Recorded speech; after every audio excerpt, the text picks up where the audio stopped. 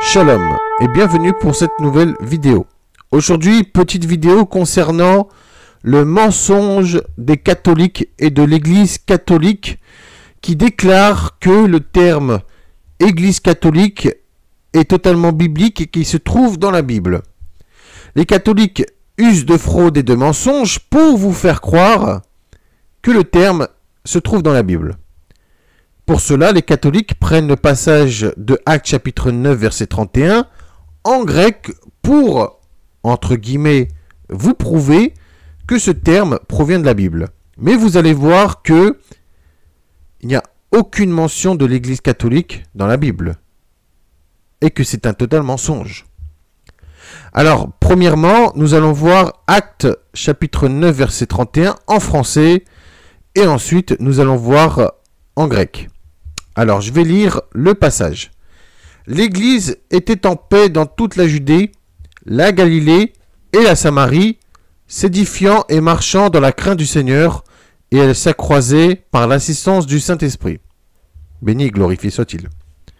Alors, pour l'instant, aucune mention d'une Église catholique, mais les catholiques disent que c'est en grec qu'il y a la preuve.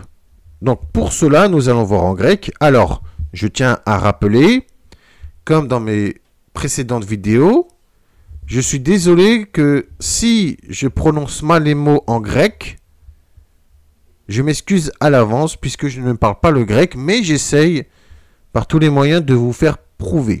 Donc, pour cela, dans la description de la vidéo, je vous ai mis la version en grec, la version phonétique et la traduction en français.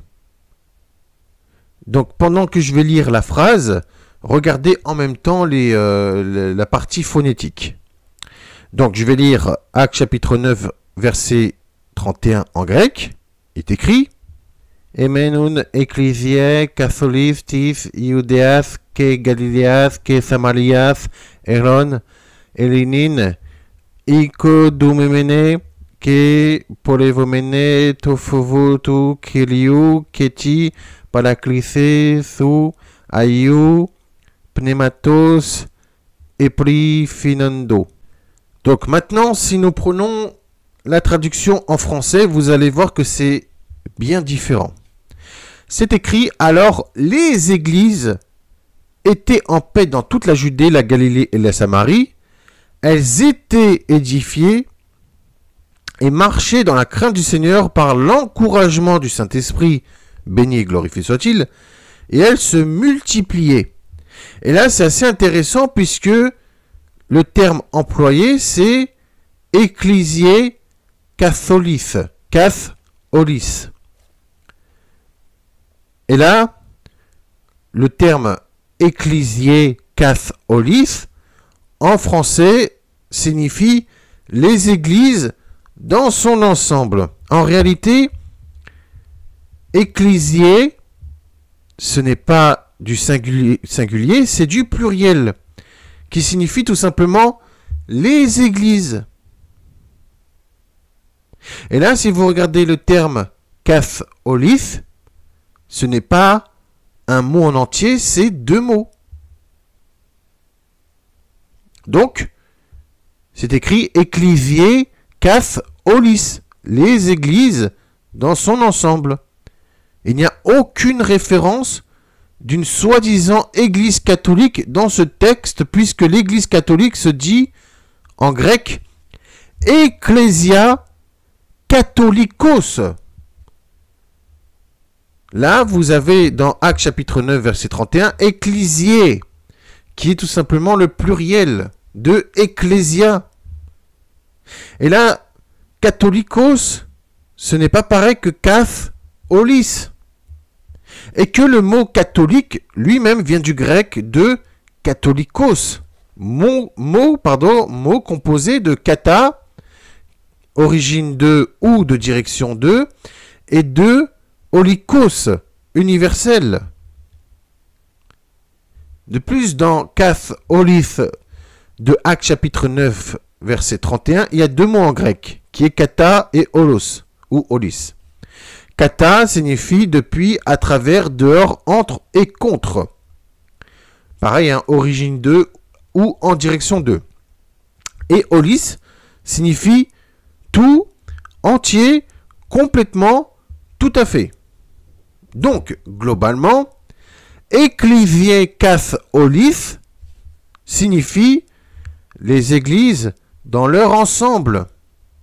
Et ce n'est pas les églises universelles, puisque le terme ecclesia catholicos pour église catholique est plutôt traduit par église universelle. Alors que là, dans le texte de Actes chapitre 9, verset 31, c'est plutôt les églises dans leur ensemble. Et ça correspond bien que les églises sont au pluriel, puisque nous avons la Judée, la Samarie et la Galilée. Donc, vous voyez, dans les traductions en français, c'est plutôt une église, alors que si nous regardons la traduction du grec ancien, hein, de Actes chapitre 9, verset 31, c'est plus au pluriel, ce sont les églises. Donc, d'après les traductions, hein, ecclésié kath holis ne signifie pas une seule église, ne signifie pas église catholique, mais bien des églises dans leurs ensembles, puisqu'au pluriel. Alors que les catholiques parlent de l'église catholique, donc une seule église qui est ecclésia. Ecclesia catholicos. D'ailleurs, je tiens à faire la différence, puisque dans Actes chapitre 9, verset 31 en grec, nous avons kath holis, qui sont deux mots séparés. Ils ne sont pas attachés, ce n'est pas un seul et même mot. Alors que ecclesia catholicos, catholicos, c'est un seul mot. Et donc, ça n'a rien à voir. Là, dans Actes chapitre 9, verset 31, c'est au pluriel. Et tandis que le terme église catholique, en grec, c'est une seule église, donc un seul terme. Alors, pour prouver que leur parole est totalement fausse aux catholiques, j'ai trouvé un passage de Luc chapitre 4, verset 14 en français. Vous allez voir pourquoi j'ai choisi ce passage. Il est écrit, écoutez bien, Yeshua, revêtu de la puissance de l'Esprit, retourna en Galilée, et sa renommée se répandit dans tout le pays d'alentour. Vous allez me dire, mais il n'y a pas de sens. Pourquoi tu nous cites un passage de Luc chapitre 4, verset 14 en français, et qui n'a rien à voir avec une église, ni encore avec le terme catholicos? Eh bien oui, c'est là que... Pourquoi je vous ai pris ce passage? Eh bien tout simplement, nous retrouvons dans ce passage en grec le même mot que Actes chapitre 9, verset 31, c'est-à-dire kath holis. Et oui, alors que dans ce texte, il n'y a aucune mention d'une quelconque église, ni d'une religion catholique, et encore moins le terme catholicos. Là, vous allez me dire, je vois pas le rapport et tout. Bah écoutez, je vais vous lire le passage en grec, et vous allez voir. Donc, Luc chapitre 4, verset 14, en grec, il est écrit « Ke ipestlepsen oisus entidiname tu pneumatos estin galilean, ke fime exilten catholis tis perilolo peli aftu ». Donc, vous avez bien entendu le terme kath holis, qui se trouve dans ce texte. Pourtant, il n'y a aucune mention d'une église, hein, comme je vous l'ai dit, hein, dans Luc chapitre 4, verset 14, ni d'une religion catholique, ou quoi que ce soit. Il n'y a aucun lien pourtant.